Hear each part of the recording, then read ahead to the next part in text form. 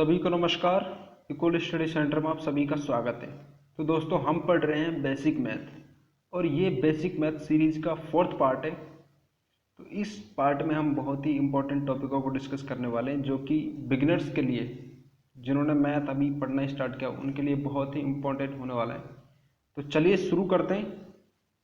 तो सबसे पहला जो पॉइंट लिया है हमने वो है परिमेयकरण गुणनखंड।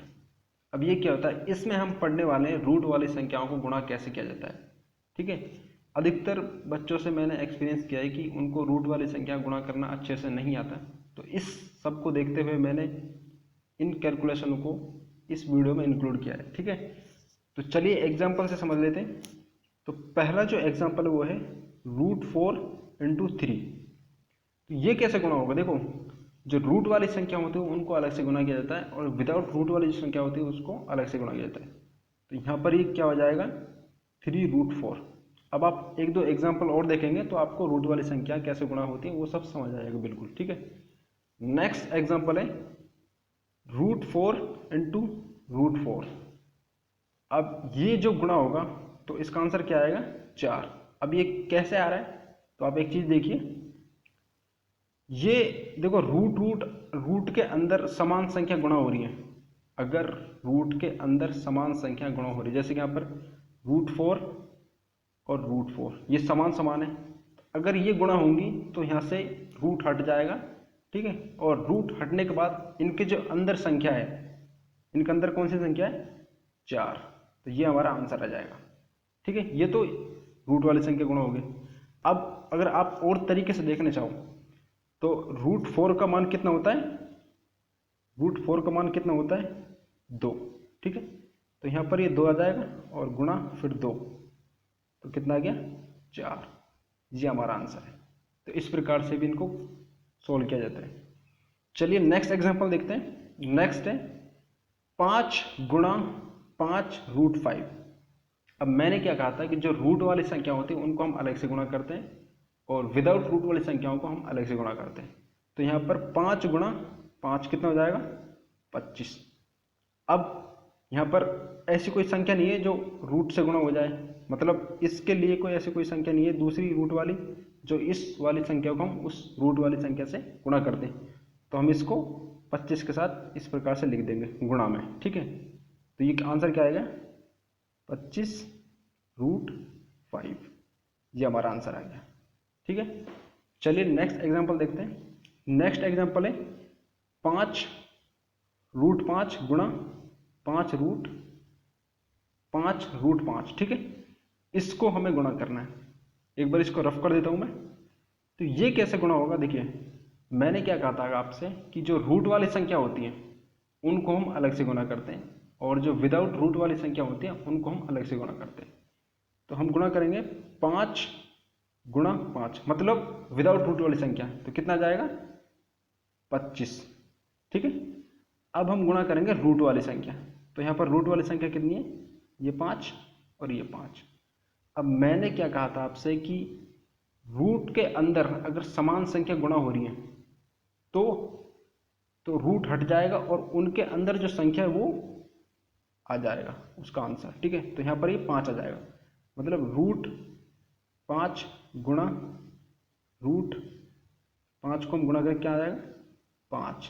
ठीक है, देखो इसके अंदर 5 है और इस रूट के अंदर 5 है, तो रूट गुणा होगा तो रूट हट जाएगा, तो क्या बचेगा 5। तो यहाँ पर हमने 5 लिख दिया। अब इनको गुणा करेंगे तो 125, तो ये हमारा आंसर आ जाएगा। तो आई होप आपको ये कैलकुलेशन समझ आई होगी। चलिए नेक्स्ट कैलकुलेशन देख लेते हैं, फिर आपको अच्छे से क्लियर हो जाएगा कि रूट वाली संख्या को कैसे गुणा किया जाता है। नेक्स्ट एग्जांपल है √2 × √2 मतलब 3 बार रूट को गुणा किया जा रहा है, √2 को गुणा किया जा रहा है। तो मैंने क्या कहा था आपसे कि रूट वाली संख्याओं को गुणा करते हैं पहले, मतलब यहाँ पर 3 रूट वाली संख्या दे रखे, इनको गुणा करेंगे। तो अगर हम इस संख्या को इससे गुणा करते हैं तो कितना आएगा 2। देखो रूट के अंदर समान संख्या है तो रूट आपस में गुणा होंगे तो रूट हट जाएगा, तो उनके अंदर जो संख्या है वो इस प्रकार से आ जाएगी। ठीक है, फिर नेक्स्ट बच रहा है एक और √2, तो इसको हम गुणा करेंगे इससे, तो ये क्या आ जाएगा 2√2। ठीक है, ये इस प्रकार से हमारा आंसर आ जाएगा। चलिए एक और एग्जांपल देखते हैं। नेक्स्ट एग्जांपल है √2 गुणा √2, मतलब 4 बार √2 गुणा हो रहा है आपस में। इसका आंसर क्या आएगा? तो इन दोनों को गुणा करेंगे तो कितना जाएगा 2, और इन दोनों गुणा करेंगे तो कितना जाएगा 2। अब इनको हम देखो, ये 2 ठीक तरीके से लिख देता हूँ मैं, 2 गुणा 2, इनको गुणा करेंगे तो कितना आ जाएगा, ये हमारा आंसर आ जाएगा। तो आई होप आपको ये रूट वाली संख्याएं अच्छे से समझ आई होगी। देखिए आप एक बार और समझा देता हूँ, जैसे कि √3 गुणा √3, इसका आंसर क्या आएगा? देखो रूट के अंदर समान संख्या है, तो इन संख्याओं को हम आपस में गुणा करेंगे तो रूट हट जाएगा, और इनके अंदर जो संख्या है वो हमारा आंसर आ जाएगा। तो आंसर क्या आ जाएगा यहाँ पर 3। ठीक है, इस प्रकार से रूट वाली संख्याएं गुणा की जाती है। तो आई होप आपको ये, देखो अभी तो बेसिक मैथ चल रहा है, तो आपको मैं बिल्कुल बेसिक ही समझा रहा हूँ, बिल्कुल नॉर्मल चीज़ें समझा रहा हूँ, जो कि आपके लिए समझना बहुत ज़रूरी है, तभी आप आगे थोड़ी जो टफ लेवल की चीज़ें होती हैं उनको समझ पाएंगे। तो अभी बेसिक मैथ चल रहा है, तो आपको चीज़ें बेसिक ही मिलेंगी। ठीक है, जब भी मैं टॉपिक स्टार्ट करूँगा नेक्स्ट जो भी, उसमें आपको बिल्कुल जीरो लेवल से, यानी ग्राउंड लेवल से एकदम हाई लेवल तक पढ़ाऊँगा। ठीक है, तो अभी तो बेसिक पढ़ रहे हैं, उसको आप पढ़िए। चलिए नेक्स्ट पॉइंट लेते हैं। नेक्स्ट पॉइंट बहुत ही इंपॉर्टेंट पॉइंट है, ये है वज्रगुणन। इसको हम दूसरा नाम तिर्यक गुणा बोलते हैं। ठीक है, मैंने आपको बेसिक मैथ का फर्स्ट या सेकंड पार्ट में तिर्यक गुणा करना बताया था। तो ये जो मैं आपको बताने वाला हूँ वज्रगुणन, ये थोड़ा हाई लेवल का है, थोड़ा सा इसका लेवल अप है। ठीक है, इस कैलकुलेशन का। तो वज्रगुणन करना आप सीख लीजिए एक बार। देखिए एग्जाम्पल है x माइनस 5 बटे 4x माइनस 5 बराबर 1/9। इसका हमें वज्रगुणन करना है। अधिकतर इससे क्वेश्चन भी पूछे जाते हैं, ऐसे ही क्वेश्चन आ जाता है एसएससी रेलवे बैंकिंग में, आपसे वज्रगुणन करने के लिए कहता है और आंसर निकालने के लिए बोलता है। ठीक है, तो इसका हमें वज्रगुणन कैसे करना है? तो वज्रगुणन करने के लिए क्या करना पड़ता है हमें, जैसे कि इस वाली संख्या को हम इससे गुणा कर देते हैं और इस वाली संख्या को इससे। ठीक है, मतलब ये जो संख्या इसको हम इससे गुणा कर देते हैं और ये वाली जो संख्या इसको हम इससे गुणा कर देते हैं, मतलब गुणा का सा चिन्ह लगा देते हैं, तो इसको बोलते हैं वज्रगुणन। अब हम गुणा करेंगे तो क्या आएगा, 9 का हम गुणा करेंगे x माइनस 5 से, तो 9 का गुणा करेंगे x से तो कितना जाएगा 9x, और 9 का गुणा करेंगे 5 से कितना जाएगा 45। ठीक है, इसी प्रकार 1 का गुणा करेंगे 4x से तो कितना जाएगा 4x। भाई किसी भी संख्या को 1 से गुणा करते हैं तो कोई फर्क नहीं पड़ता, वो संख्या वैसी की वैसी रहती है। ठीक है, तो 1 का गुणा करेंगे 5 से तो कितना जाएगा 5। अब इसको आगे कैसे सोल्व करेंगे वो आपको आना चाहिए। मैंने आपको पहले भी वीडियो में बता चुका हूँ कि x वाली जो संख्या होती हैं उनको बोलते हैं हम चर राशियाँ। ठीक है, और विदाउट x वाली जो संख्या होती हैं, एक्स वाई वाली जो विदाउट होती है उनको हम बोलते हैं अचर राशियाँ। अब इस प्रकार की जो कैलकुलेशन होती है उसको कैसे हल करते हैं, इसमें हम चर राशियों को एक साइड लाते हैं और अचर राशियों को एक साइड लाते हैं। तो यहाँ पर चर राशियाँ कौन सी हैं, 9x और 4x, यहाँ पर ये चर राशियाँ हैं। और अचर कौन सी हैं, 45 और 5, ये अचर राशि है। ठीक है, अब इनको हमें हल करना है। एक बार इसको रफ कर देता हूँ मैं।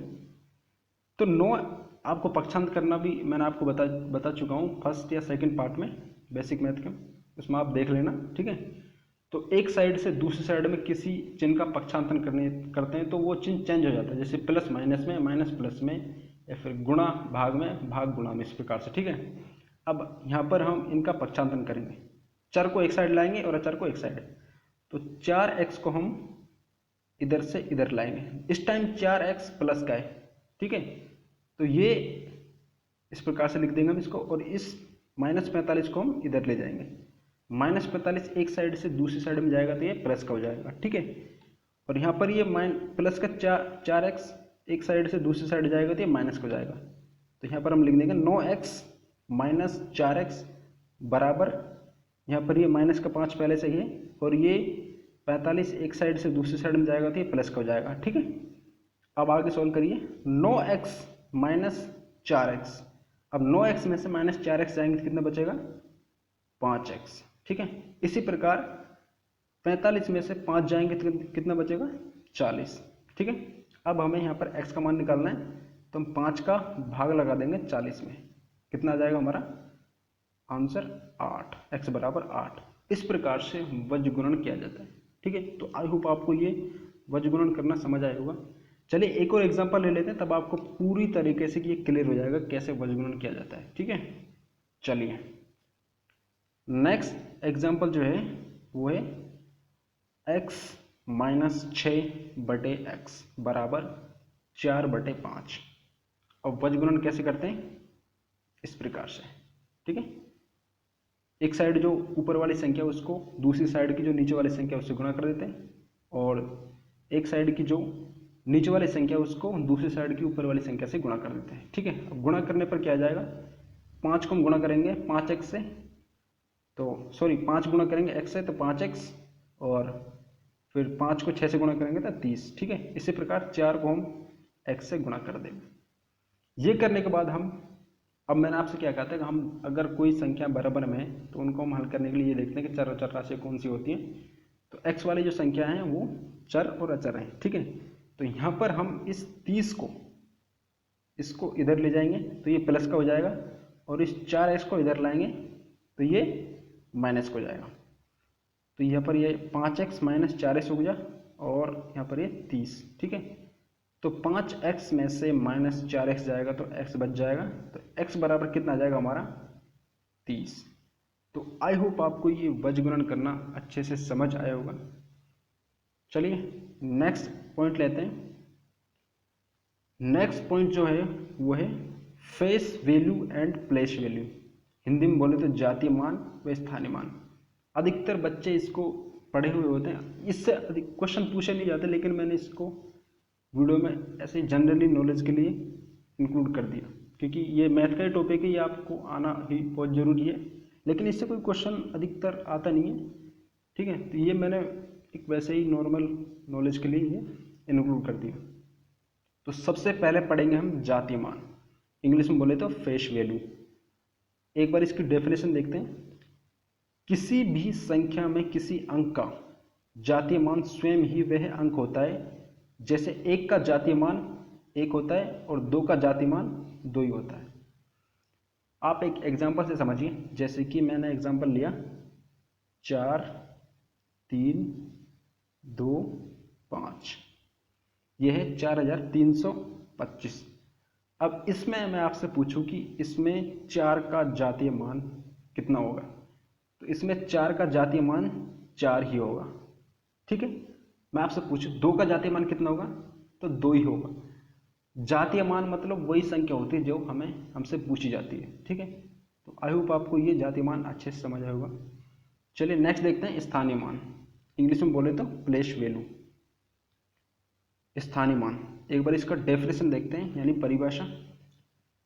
किसी भी संख्या में किसी अंक का स्थानीय मान लिखने के लिए उस अंक को लिखा जाएगा, और उसके अंक के बाद दी गई संख्या में जितने अंक होंगे उतनी ही जीरो लगा दी जाएगी। तो आई होप आपको ये डेफिनेशन समझ आई होगी।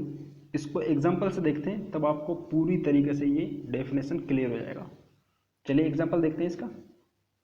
देखिए एग्जांपल है, देखिए इस एग्जांपल को देखिए आप। इस एग्जांपल में हमें 9 का स्थानीय मान देखना है।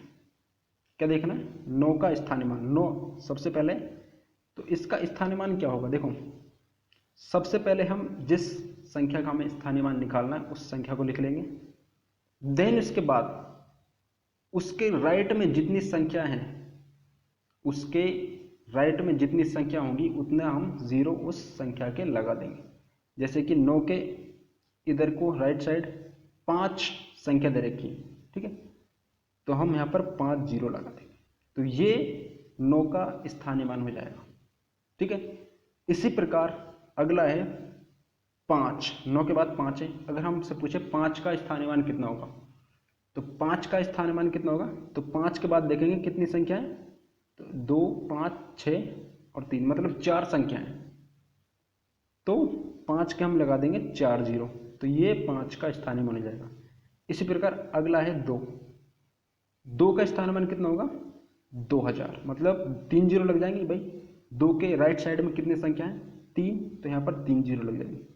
इसी प्रकार का से आप अगला एग्जाम्पल हम देख सकते हैं, 5 के स्थानीय मान 5 के 6 जीरो लग जाएंगे। ठीक है, नेक्स्ट देखिए, ये जो मैंने आपको बताया स्थानीय मान और जाति मान, ये एग्जाम में बहुत ही कम आते हैं, इनसे क्वेश्चन ना के बराबर पूछा जाता है, लेकिन मैंने आपको ये बेसिक नॉलेज के लिए थोड़ा बता दिया। ठीक है, चलिए नेक्स्ट देखते हैं। नेक्स्ट बहुत ही इंपॉर्टेंट है, ये एक नोट है इसका, ये मतलब कोई टॉपिक नहीं है, इससे बेसिकली वैसा ही नोट है। ठीक है, इस नोट से क्वेश्चन आया हुआ है एसएससी सीजीएल में, इसलिए मैंने इसको आपको बताना उचित समझा। तो देखिए, आपने सुना होगा, देखिए 1 अंक वाली जो कितनी संख्या होती है, 1 अंक वाली कुल कितनी संख्या होती है 9। ठीक है, अगर आपसे कोई पूछ ले कि 1 अंक वाली कितनी संख्या होती है, या फिर 2 अंक वाली कितनी संख्या होती है, या फिर कहें 3 अंक वाली कितनी संख्या होती है, तो वो सब हम देखने वाले हैं। अगर आपसे कोई नॉर्मली पूछ ले तो आप बता सके। ठीक है, तो 2 अंक वाली कुल कितनी संख्या होती है 90, और 3 अंक वाली कुल कितनी संख्या होती है 900। अब यहाँ पर आप एक चीज नोटिस कर रहे हो, 9 तो यहाँ पर सेम है, लेकिन यहाँ जीरो बढ़ते चले जा रहे हैं। और 4 अंक वाली कितनी कितनी संख्या होती है 9000, यहाँ पर देखो जीरो बढ़ते चले जा रहे हैं। ठीक है, जैसे यहाँ पर 9 है, 2 अंक वाली में 1 जीरो लग गया, 3 अंक वाली में 2 जीरो लग गए, 4 अंक वाली में 3 जीरो लग गए, ऐसे ऐसे जीरो बढ़ रहे हैं। 5 अंक वाली कुल कितनी संख्या होती है 90000, मतलब जीरो बढ़ते चले जा रहे हैं। तो आप जैसे 6 अंक वाली निकालोगे तो ये इसके 5 जीरो लग जाएंगे। ठीक है, इस प्रकार से ऐसे आप आगे चलते चले जाएंगे। देखो, इससे रिलेटेड एक क्वेश्चन आया, आप उस क्वेश्चन को देखिए एक बार। क्वेश्चन है, ये एसएससी सीजीएल एग्जाम में आए हुए क्वेश्चन है, इसलिए मैं आपको इसको बता रहा हूँ। ठीक है, क्वेश्चन है, 1 से 1000 तक की संख्याओं को लिखने के लिए, 1 से 1000 तक की संख्याओं को लिखने के लिए कितने अंकों की आवश्यकता होगी, कितने अंकों की आवश्यकता होगी, ये देखना है हमें। ठीक है, तो अब आप देखिए कि 1 से 1000 तक की जो संख्या होती, देखो 1 से 1000 तक जो अंक होते हैं वो कितने होते हैं, वो आप इस कैलकुलेशन करने के बाद आपको पता चलेगा कि देखो यहाँ पर हल दे रखा है, 1 से 9 तक कितनी संख्या होती है 9, कितनी होती है 9। ठीक है, यहाँ पर हमने 9 लिख लिया। फिर 10 से 99 तक कितनी संख्या होती है 90, लेकिन हमें देखने अंक, कितने अंक होते हैं। देखो 2 अंक वाली संख्या चल रही है, 10 से 99 तक 2 अंक वाली संख्या चलेंगी, और कितनी ये संख्या कितनी होंगी 90, लेकिन अंक कितने होंगे इसके डबल, मतलब हम यहाँ 2 गुणा कर देंगे, कितना आ जाएगा 180। 10 से 99 तक कितने अंक होते हैं 180।